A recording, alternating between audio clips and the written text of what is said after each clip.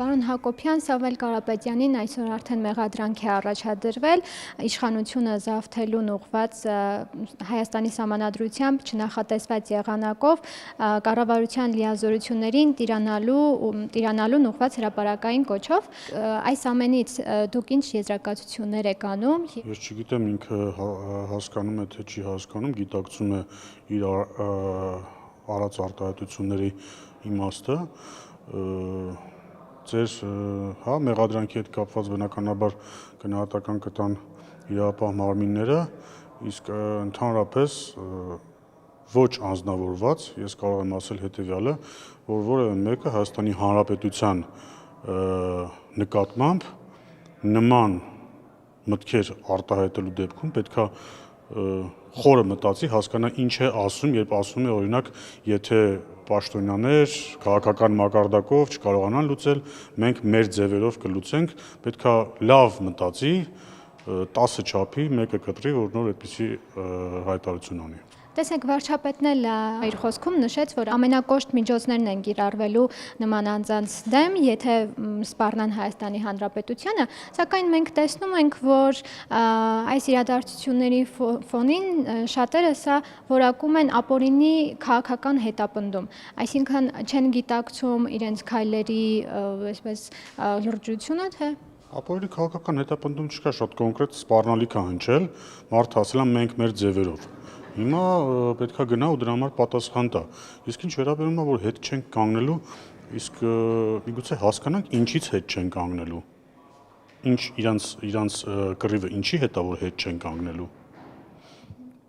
Սամվել Կարապետյանը, երբ որ իր առանձնատնից դուրս եկավ, հայտարարեց իր առանձնատան բակում հավաքված մարդկանց դիմեց, ասաց դաս տվեք սրանց, նաև մենք տեսնում ենք, որ հոգևորականները, ընդդիմադիրները խոսում են քաղաքացիական բախումներից, ահաբեկչական գործողություններից, դա կարող ենք հասկանալ որպես դրան ուղղված քայլ։ Իսկ դա կարող ենք հասկանալ բառի բուն իմաստով իր ասած մենք մեր ձևերով կմիջամտենք։ Կարող ենք դաս տվեք կամ ինչ է նշանակում դաս տվեք սրանց։ Դու Հայաստանի Հանրապետությանը, Հայաստանի Հանրապետության ընտրված իշխանությունների հասցեին քո կողքը հավաքված այդ մի քանի տասնյակ մարդկանց ասում ես դաս տվեք սրանց, նենց դաս կտան պետությունը, նենց դաս կտա իրենց, որ երկար այդ դասը կգնան տուն, կկրկնեն առավոտ եւ երեկոյան քնելուց առաջ։ Չի կարելի պետության իրենք չեն հասկացել, որ Հայաստանը այլևս ուրիշ երկրներից մեսիջներ չի ստանում, թե ինչ անեն, ում բռնեն, ում չբռնեն։ Հայաստանը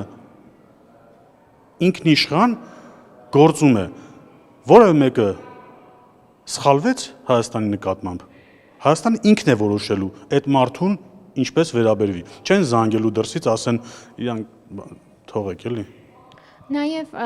մեծ աջակցություն ունեն Ռուսաստանից, այնտեղից մենք լսում ենք հայտարարություններ, որ Ռուսաստանը նույնպես քայլեր է ձեռնարկելու, որպեսզի օգնի Սամվել Կարապետյանին։ Տեսնում ենք օրինակ Վլադիմիր Սոլովյովը իր հաղորդման ընթացքում ինչպիսի կոշտ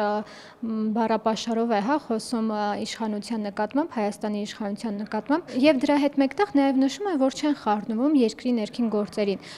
Ինչու է Ռուսաստանը միջամտում Հայաստանի գործերին, ներքին գործերին։ Ճիշտ է, Սոլովյովը շատ փոքր մարդ է, որ խառնվի Հայաստանի ներքին գործերին, Սոլովյովը կարող է ջղաձգումների մեջ հայտնվել, բայց ոչ երբեք խառնվի Հայաստանի Հանրապետության ներքին գործերին։ Իսկ ինչ վերաբերում է օգնելու են Սամվել Կարապետյանին, նախ հասկանանք ինչու են օգնելու, եւ երկրորդ հերթին այդքան մեծ ցանկություն ունեն օգնելու, թող օգնեն։ Նաև Սամվել Կարապետյանի եղբորորդին լրագրողների հետ զրույցում նշել է, թե այդպես էլ չեն հասկացել ինչու են իրենց ձերբակալել, տարել ոստիկանություն, այսինքն իրենք մտածում են կարելի է արտահայտվել պետականության դեմ, փոխարենը զարմանալ, թե ինչու են համապատասխան միջոցներ ձեռնարկվում։ Ես անկեղծ զարմանում եմ ինչ կա այդտեղ չհասկանալու, իսկ միգուցե հասկացել են, ուղղակի չեն ուզում հաշտվեն այդ մտքի հետ, որ Հայաստանը ինքնիշխան պետություն է եւ Հայաստանի Հանրապետության անվտանգությունը, ներքին անվտանգությունը պետք է ապահովեն իրավապահ մարմինները ամենակոշտ խիստ միջոցներով։ Նաև այն պահին, երբ որ իրավապահները խուզարկություն էին իրականացնում Սամվել Կարապետյանի առանձնատանը, նա այդ ընթացքում ռուսական արտահայտչություններին էր հարցազրույց տալիս, ասում էր մասկ շոու են ուզում բեմադրել, հա, բայց իր բակում հավաքված մարդիկ հակահարված տվեցին, ո՞նց եք մեկնաբանում սա։ Ներողություն, բայց մասկի շոուն իրանք էին իրականացրել, երբ այդքան մարդ էին հավաքել իրենց բակում եւ դեռ մի հատ էլ իր եղբայրը, հա, այսպես գահին նստած հետևը մի 20 հոգի կամ 30 հոգի կանգնած, դա էր մասկի շոուն, այնպես որ իրավապահները իրենց գործն էին իրականացնում։ Սամվել Կարապետյանի հետ կապված գործընթացներին միաժամանակ նաև Հայաստան խմբակցությունը հայտարարություն տարածեց։ Մենք հիմա տեսնում ենք նաև անդիմադիր падգամավորների ելույթները կրկին Սամվել Կարապետյանի վերաբերյալ, սա ինչի մասն է խոսում ըստ ձեզ։ Սա խոսում է նրա մասին, որ Հայաստան խմբակցությունը ունի սեփական օրակարգ եւ որտեղ ինչ տեղի է ունենում, հա, կառավարության դեմ բողոք նրանք հայտնում են այդ մարդկանց կողքը, որովհետև նորից եմ կրկնում, իրենք իրենց սեփական օրակարգը չունեն։ Տեսան Սամվել Կարապետյանի տան բակում 20-30 հոգի հավաքվել են, Աղվանը Վարդանյան, այսպես թևերը քշտած գնաց կանգնեց այդ 20-30 հոգի կողքին, հետո Գեղամ Մանուկյան։ Այնպես որ իրենց սեփական օրակարգը չունենալու պարագայում իրենք պետք է բնականաբար այսպես գործեն։ Նշում եք, որ օրակարգ չունեն, իրենք նաև իմպիչմենտի գործընթացն էին սկսել։ Կարծիքներ կան, որ դա ձախողելու համար Ռուսաստանը առաջ բերեց Սամվել Կարապետյանին։ Վարչապետն էլ իր խոսքում նշեց, որ այո, Ռուսաստանից կան շրջանակներ, որ դեռ շարունակում են հիբրիդային պատերազմը Հայաստանի դեմ։ Դուք սա կապում եք այս իրադարձությունները դրա հետ։ Ախր իրենք անգամ իմպիչմենտի օրակարգ չունեն, իմպիչմենտ սկսելու գործընթացի օրակարգ չունեն։ Եվ ովքեր որ ունենում են, իրենք տենց տարբեր հայտարարություններ են անում, մենակ թե չստորագրեն այդ գործընթացի տակ, որովհետև էլի եմ կրկնում, իրենց սեփական օրակարգը չունեն։ Նաև հայտնի լուսանկարը, եթե տեսել եք Սամվել Կարապետյանի նկարը Էջմիածնում, որ տարածվում էր։ Ես ինքս տեսել եմ Վեհարանում այդ լուսանկարը, բայց չգիտեի որ մի քանի հատ է, ես գիտեի մի հատ է։ Համենայն դեպս որոշ հոգևորականներ, նույն ինքը Տեր Ասողիկը, երբ որ Սամվել Կարապետյանի մասին հայտարարություն անում ու այդ նկարն է դնում, մի տեսակ տգեղ է, կարող էր ուղղակի Սամվել Կարապետյանի որևէ նկար դնել։ Նաև պարոն Հակոբյան, թե Սամվել Կարապետյանը, թե հոգևորականները իրենց հայտարարություններում շատ են նշում, որ իշխանությունը թիրախավորել է հենց եկեղեցուն։ Սակայն վարչապետը կոնկրետ անուններ է տալիս, Կտրիչ Ներսիսյան, նաև Արշակ Սրբազան, ասում է, որ հենց իրենք պետք է հեռանան, իրենք են խախտել կուսակրոնությունը։ Ինչու են հոգևորականները, անդիմադիրները ընդհարցակում տեղի ունեցողը կապում ամբողջ եկեղեցու հետ։ Ինձ թվում է իրենք այդ անելով ակտիվ քաղաքական գործունեությամբ են զբաղվում։ Ոչ թե եկեղեցին են պաշտպանում, այլ իրենք ակտիվ քաղաքական գործունեությամբ են զբաղվում։ Ես մի հարց եմ ուզում տալ բոլոր այն հոգևորականներին, բոլոր այն հոգևոր հոտին, որ հիմա ենթադրենք, մեր որոշ ընդդիմադիրներ, այսպես դուք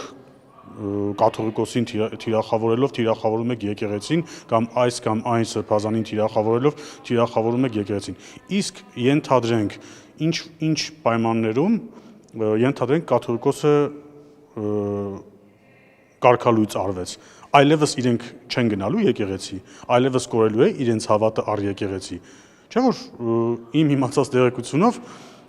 եկեղեցին ոչ թե կաթողիկոսն է, այլ կաթողիկոսը եկեղեցու մեծ հաշվով սպասավորն է, կաթողիկոսը Աստծո սպասավորն է։ Եվ ելի եմ կրկնում, եթե որոշ եկեղեցականներ կարգալույծ արվեն,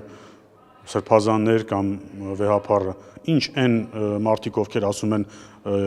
թիրախավորելով այս կամ այն սրբազանին թիրախավորում եք եկեղեցին, այլևս դադարելու են գնալ այն եկեղեցի, որտեղ որ իրենք հաճախում են, ես չեմ կարծում, որ դա ճիշտ մոտեցում է։ Եկեղեցին Աստծո տունն է։ Եվ մի բան էլ ասեմ, այդ որ կարգել ենք, որ մտնեն եկեղեցի, որևէ մեկը, որևէ քահանա, ոչ